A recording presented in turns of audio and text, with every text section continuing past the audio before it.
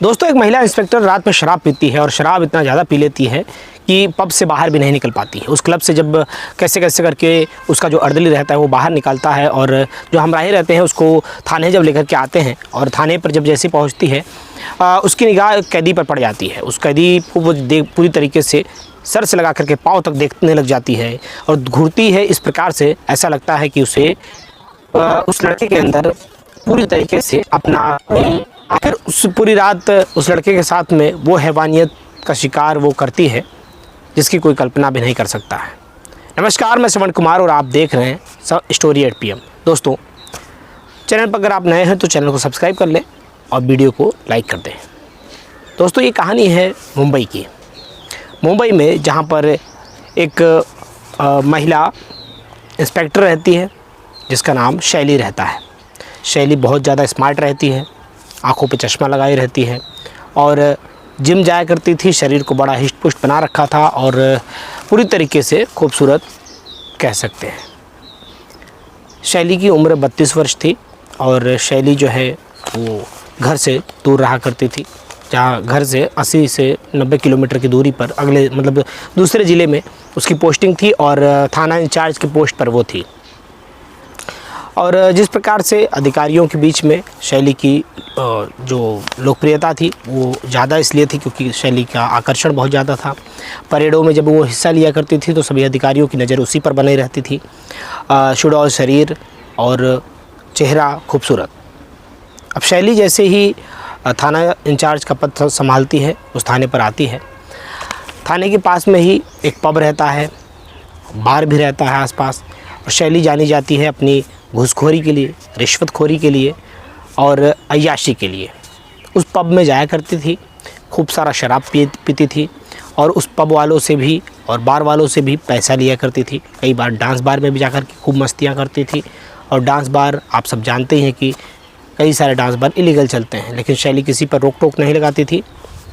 Illegal काम करने वालों से बस खाली वो पैसा हफ्ता वसूली कर लेती थी। इसी तरीके से शैली की जो जिस थाने पर वो रहती है, आसपास के लोग जो रहते हैं, जो काले धंधे करने वाले लोग रहते हैं, वो काफ़ी ज़्यादा खुश रहते हैं, पैसा भी पहुंचाते हैं। और जो लोग सही रहते हैं, जो लोग कभी शिकायत करते हैं तो उनको वो गिरफ़्तार करती है, खूब सारे डंडे भी बरसाती है और बाद में उनसे अगर वो उसकी बात को मान लेते हैं, अगर पैसे दे देते हैं तो ठीक है, नहीं देते हैं तो फर्जी मुकदमे में उन्हें जेल भेज दिया करती थी। इस बात की खबर आसपास के क्षेत्रों में थी, लेकिन अधिकारियों तक इस बात की सूचना भनक बिल्कुल भी नहीं थी। शैली के जो पति थे वो एक बिजनेसमैन थे, वो काफ़ी ज़्यादा लोकप्रिय थे। उनकी जिस क्षेत्र में वो रहा करते थे, उनके जो पिताजी थे वो भी एक बिजनेसमैन थे। शैली एक अच्छे घर से थी, लेकिन शैली जो उसके अंदर का जो व्यवहार था वो अपने पति से संतुष्ट नहीं रहती थी। उसे कई सारे मर्दों से संबंध बनाने की आदत पड़ चुकी थी, क्योंकि कई बार वो थानों से अलग अलग थानों पर रह चुकी थी। तो कभी कांस्टेबल के साथ में, कभी अधिकारियों के साथ में, तो कभी होटलों में, इस तरीके से वो आया करती थी। इस बात की भनक उसके पति को लग जाती है। उसका पति जो कि सरल रहता है, सीधा रहता है, अच्छे परिवार से रहता है और शैली को रोक टोक करता है, लेकिन शैली उससे गुस्सा हो जाती है। वो कहता है कि शैली, तुम एक अच्छे पोस्ट पे हो, तुम्हारे ऊपर नैतिक जिम्मेदारियां हैं, समाज की जिम्मेदारियां हैं, तुम्हें समाज को सुधारक बनना चाहिए, ना कि तुम अपने आप को ही इस दलदल में फंसाए जा रही हो, रिश्वत लेती हो, गंदे काम करती हो, गैर मर्दों के साथ में तुम्हारे कई सारे नाजायज़ संबंध हैं। ये सब फिर भी मैं माफ़ कर दूंगा अगर तुम फिर से सही हो जाओ, क्योंकि तुम एक देश सेवा कर रही हो। शैली उसको ज़ोरदार थप्पड़ मारती, कहती है कि मुझको देश सेवा का पाठ मत पढ़ा, मेरे जिस्म की भूख तू नहीं मिटा पाता है, तू ज़्यादा से ज़्यादा बिस्तर पर मेरे सामने 2 से 3 मिनट ही चलता है, तो बता मैं कितनी देश सेवा करूं।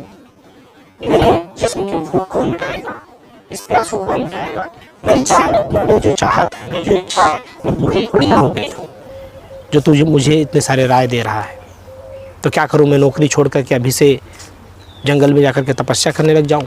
इस तरीके की वो बातें करती है। उसका पति जो है बेचारा हताश और निराश रहता है, लेकिन फिर भी उसकी बातों का बुरा नहीं मानता है, अपने काम में लग जाता है, क्योंकि वो जानता है कि ये महिला है और महिला इंस्पेक्टर भी है, थाने की इंचार्ज भी है, मेरे साथ में कुछ भी गलत कर सकती है। इसलिए वो डरता भी है, अपने काम में लग जाता है। क्योंकि ये जो थी ये कभी कभी घर पे जाया करती थी। घर जो था काफ़ी दूरी पर था, 2-3 जिला क्रॉस करके, मतलब 90 से 100 किलोमीटर की दूरी पर था जिस थाने पर यह रहती थी। इसलिए पति ज़्यादा कुछ बोला भी नहीं करता था, क्योंकि ये 2-4 दिन के लिए आती थी और झगड़ा लड़ाई करके वापस चली जाती थी।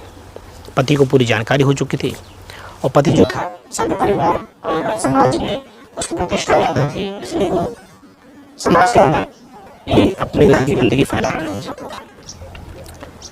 शैली एक दिन ऐसे ही जाती है और जैसे ही वो अपने दफ्तर पहुंचती है, एक फ़ोन आता है कि आप जल्दी से हॉस्पिटल चले आइए।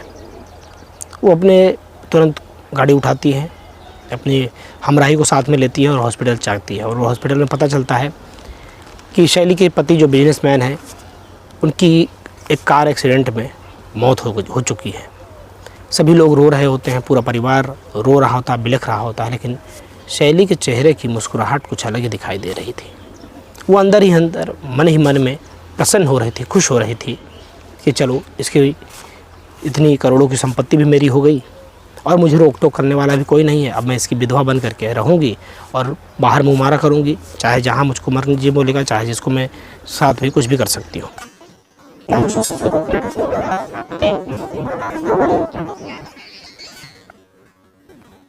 सारा अंतिम संस्कार वगैरह करने के बाद में शैली फिर से अपने जीवन के कार्यों में लग जाती है। शैली फिर से अपने थाने पहुंचती है। फिर एक रात को शैली एक क्लब में जाती है। उस क्लब में पहले तो वो सबको हड़काती है, क्योंकि उसकी भाषा जो थी बड़ी कड़क थी और पुलिस वाली थी ही सही। और वहाँ जाने के बाद वो कहती है कि इस गाने को थोड़ा वॉल्यूम को कम कर और मेरे लिए एक ड्रिंक बना। क्लब मालिक खुद ही आता है, ड्रिंक लेकर के आता है, ड्रिंक लेती है, एक ड्रिंक पीती है, 2 पीती है, 3 पीती है, ऐसे करते 10-12 ड्रिंक पी जाती है। अब उसे नशा इस कदर का चढ़ चुका होता है कि उसे सामने 2-2, 4-4 लोग दिखाई दे रहे होते हैं। धीरे धीरे रात हो चुकी होती है, समय 11:30-12 बजने को हो रहा होता है। जो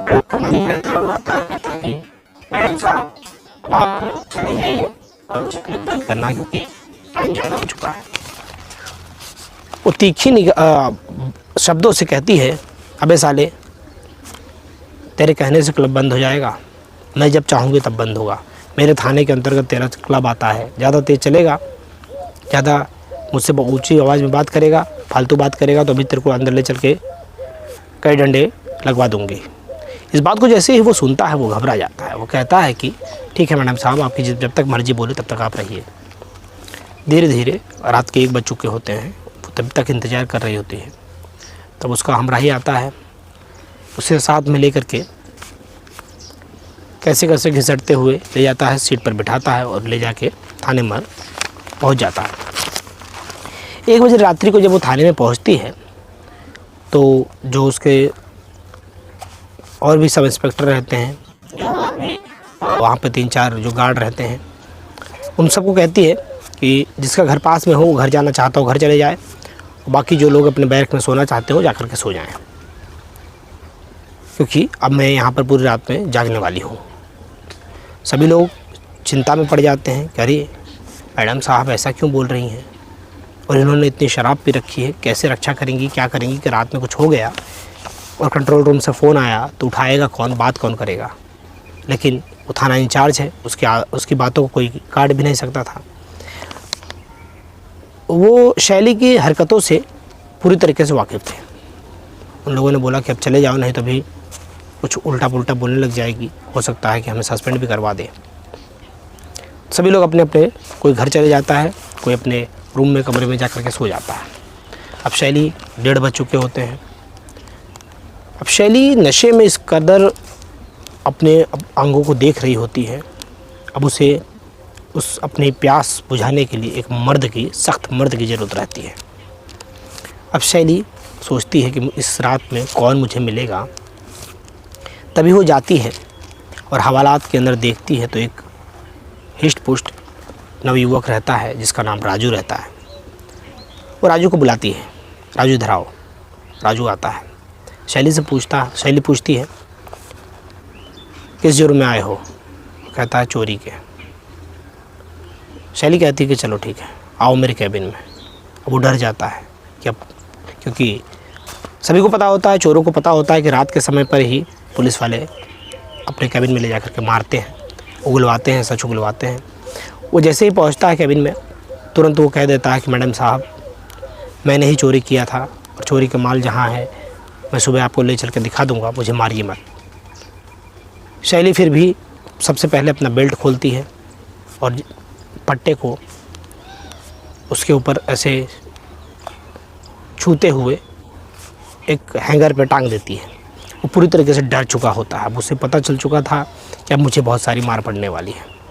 राजू कांपने लग जाता है, तभी वो अपने शर्ट का बटन खोलने लग जाती है। अब पूरी तरीके से वो अपने एक एक वर्दी के यूनिफॉर्म को खोल चुकी होती है। अब वो सिर्फ ब्रा और पैंटी में खड़ी रहती है।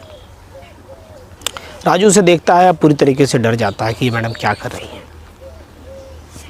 राजू के पास वो आती है, कहती है कि मैं तुम्हें कल छोड़वा दूंगी, बिल्कुल तुम बेफिक्र होकर अपने घर चले जाओ, बस खाली आज की रात मुझे मेरी जिस्म का भूख मिटा दो।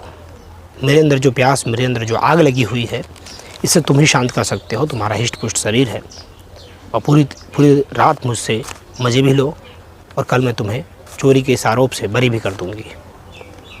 राजू मन ही मन खुश होता है, लेकिन फिर उससे मना कर देता है कि मैडम मैं ये चीज़ नहीं कर सकता हूँ, मुझे माफ़ कर दीजिए। लेकिन शैली मानती नहीं है। उसे वहीं पर ही टेबल से सारा चीज़, कॉपी और पेन और सारी चीज़ें जो पड़ी रहती है उसे सबको हटाती है, तुरंत नशे में रहती है। उसे उस टेबल पर लिटा देती है, उसके ऊपर चढ़ जाती है। अब उसके साथ ज़बरदस्ती प्रयास करने लग जाती है। लेकिन ज़बरदस्ती कितना भी करे, जब तक पुरुष तैयार नहीं होगा तब तक कोई भी महिला हो चाहे पुरुष हो, कोई भी किसी के साथ संबंध इस प्रकार से नहीं बना सकता। शैली ने पूरा प्रयास किया, लेकिन उस लड़के ने अपनी पैंट जो है वो उतरने नहीं दी। शैली आधे घंटे तक प्रयास करती रही। गुस्सा होकर के शैली ने उसे तुरंत वहाँ से हवालात में फिर से ले जाकर के बंद कर दिया और कहा तुझे तो मैं सुबह देख लूँगी। एक आकर शैली आती है और अपने कपड़ों को एक एक करके फिर से पहनना शुरू करती है और सारी रात वहीं पर ही लेट जाती है। सुबह जब उसकी नींद खुलती है तो वो देखती है कि चारों तरफ सामान बिखरा हुआ है, फाइलें कहीं से अस्त व्यस्त हैं और टेबल पूरी तरीके से, पूरा ऑफिस जो था उसका बिखर चुका है। शैली को फिर तुरंत याद आ जाता है राजू, जिसने पूरी रात उसके जिस्म के प्यास को बुझाया नहीं, उसकी हवस को बुझाया नहीं। अब वो तुरंत कुछ भी सही नहीं करती है, तुरंत राजू को बुलाती है और राजू को कई पट्टे से मारती है, खुद ही मारती है और तुरंत एक FIR दर्ज करवाती है खुद अपने नाम से और राजू को तुरंत चालान करवा करके कोर्ट भेज देती है। कोर्ट में जब सुनवाई हो रही होती है, जेल जा चुका होता है राजू। कोर्ट में सुनवाई के लिए जब शैली और राजू दोनों को बुलाया जाता है तो राजू से जब कोर्ट में जज साहब पूछते हैं क्या किया था उस रात को तुमने, ये इंस्पेक्टर के साथ में तुमने अश्लील हरकतें करी है, तुमने इनके साथ में रेप किया है। राजू पूरी तरीके से घबरा जाता है, वो कहता है कि मैंने ऐसा कुछ भी नहीं किया है। शैली कहती है कि मैं थोड़ी सी नशे में थी साहब और रात का समय था और मैं हवालात में इसे देखने गई। इसने हवालात से शौच के बहाने से बाहर आया और बाहर आने के बाद में मुझसे बात करने के लिए मेरे कैबिन में आता है और अंदर से दरवाज़ा बंद करके मेरे साथ में गलत हरकतें कर देता है। अब जज साहब उसकी तरफ देखते हैं, हष्ट पुष्ट शरीर रहता है, लंबाई चौड़ाई भी अच्छी रहती है, इसलिए जज साहब को यकीन भी हो जाता है। जज साहब कहते हैं कि अच्छा तुम्हारे पिताजी कहाँ हैं। लड़का अपने पिता को बुलाता है। उसके पिता कहते हैं कि जज साहब मेरा बेटा राजू ये सब कुछ भी कर ही नहीं सकता है। जज साहब बोलते हैं कि ऐसा तो हर अपराधी का बाप बोलता है, तुम भी इसीलिए बोल रहे हो। तभी राजू का बाप बोलता है कि जज साहब डॉक्टर से मुआयना करवा लीजिए, मेरा बेटा तो नपुंसक है, किन्नर है, ये ऐसी सारी चीज़ें कैसे कर सकता है। हाँ मैं मानता हूँ कि इसने चोरी किया है और जो चोरी किया हुआ साइकिल है वो ला कर के इसने घर पे रखा है, आप जब चाहें उसे मैं बरामद करवा सकता हूँ, लेकिन मेरा लड़का रेप जैसा वारदात नहीं कर सकता है। जैसा आप तुरंत डॉक्टर की टीम को बुलाते हैं और उसका जांच के लिए अगली तारीख तक, जांच जब तक रिपोर्ट नहीं आ जाती तब तक तारीख को आगे ट्रांसफ़र कर देते हैं। अगली तारीख जब लगती है तो डॉक्टर जो है रिपोर्ट लेकर के पेश होते हैं, और जो ये शैली रहती है, इंस्पेक्टर, ये भी पेश होती है, राजू भी पेश होता है। जज साहब जैसे लिफाफा खोलते हैं, वो पढ़ते हैं, वो तुरंत इंस्पेक्टर की तरफ देखते हैं और गुस्से से लाल होकर कहते हैं कि शैली, तुमने राजू के साथ में अत्याचार किया है और ये तुम्हारी हरकत जो है वो बिल्कुल भी बर्दाश्त करने योग्य नहीं है, इसलिए हम तुम्हें सज़ा भी सुनाएंगे और तुम्हें सस्पेंड करने का सरकार से दरख्वास्त भी करेंगे कि तुम्हें जल्द से जल्द सस्पेंड कर दिया जाए, ऐसा ऑर्डर भी देंगे। अब पूरी तरीके से ये प्रूव हो चुका था राजू जो है वो किन्नर है, हिजड़ा है, और वो इस तरीके का हरकत कर ही नहीं सकता था। शैली को इस बात की बिल्कुल भनक नहीं थी, बिल्कुल जानकारी नहीं थी। शैली ने तो उसे मर्द समझ के, उसकी हिष्ट पुष्ट शरीर समझ के उसके ऊपर ही आरोप लगा दिया था। अब शैली अपने थाने आती है, थाने पर से उसके अपने सामान को पैक करती है, उसे सस्पेंड कर दिया जाता है, वो अपने घर के लिए चली जाती है। अब अपने घर पर रहती है, लेकिन जो ऐश और आराम, जो जीवन का लाभ, जो जीवन का सुख ले रही थी, जो रुतबा वो अपना दिखा रही थी, अब वो पूरी तरीके से ख़त्म हो चुका था। वो सामान्य से औरत बन करके घर में रह रही थी। अब पति भी नहीं था जो सहारा बनता। अब बुढ़ापे में उसका सहारा कौन बनेगा और किस तरीके से वो आगे का जीवन यापन करेगी। आगे का जीवन पूरी तरीके से उसका दुखी रूप से अब वो हमेशा जिया करेगी। दोस्तों, इस कहानी को सुनने का उद्देश्य हमारा किसी व्यक्ति विशेष को ठेस पहुँचाना मकसद नहीं है, अपितु आपको जागरूक करना है, आपको सजग करना है, ताकि अपने जीवन में आप कभी कभी ऐसी परिस्थितियों से भी गुजर सकते हैं। तो ऐसी परिस्थितियों में आप राजू के पिता की तरह, धैर्य की तरह काम लें, और किसी भी अधिकारियों से डरने की आवश्यकता नहीं है। जो करप्ट होते हैं, रिश्वतखोर होते हैं, वो ऐसी हरकतें आपके साथ करेंगे ज़रूर, लेकिन उससे आप आराम से बच भी सकते हैं, जिस प्रकार से राजू के पिता बच गए। कहानी सुनाने का उद्देश्य हमारा व्यक्ति विशेष को ठेस पहुँचाना मकसद नहीं है, अब तो आपको जागरूक कर देना है। कहानी कैसी लगी अपनी प्रतिक्रिया जरूर दीजिएगा, और चैनल पर अगर आप नए हो चैनल को सब्सक्राइब जरूर कर दीजिएगा, ताकि हमारा हौसला और भी बढ़े।